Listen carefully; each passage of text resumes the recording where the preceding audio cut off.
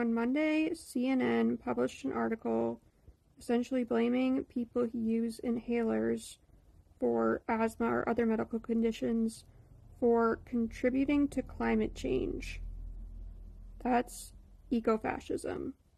Eco-fascism scapegoats marginalized groups and blames them for climate change instead of placing the blame where it belongs with corporations, aspects of capitalist society, and the ruling class. And eco-fascism embraces eugenics, just like that CNN article did.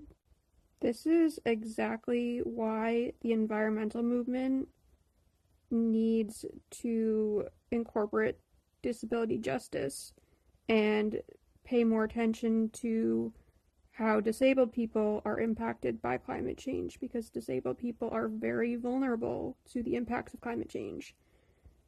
And just confront its own ableism, because there's so much ableism in the environmental movement, which is really too bad, because obviously I believe that the environmental movement is really needed. This isn't the first time this has happened with discourse about climate change and disability.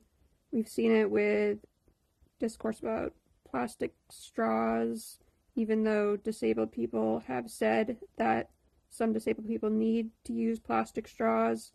We've seen it with discourse about masks contributing to climate change, even though we don't have a great alternative right now and we need to protect ourselves from this virus.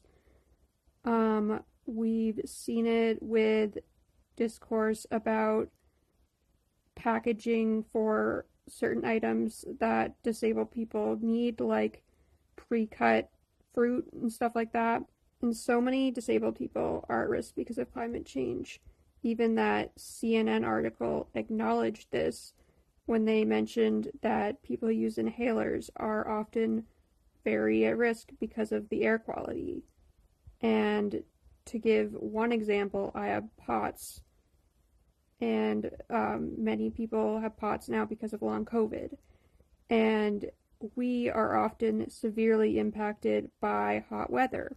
Now is not the time to be embracing eco-fascism, and the environmental movement should really step up and incorporate the principles of disability justice and include disabled people, work on accessibility, and learn from and listen to disabled people's insights on surviving climate catastrophe.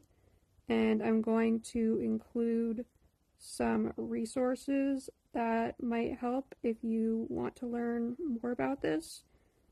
But otherwise, yeah, that was a garbage CNN article.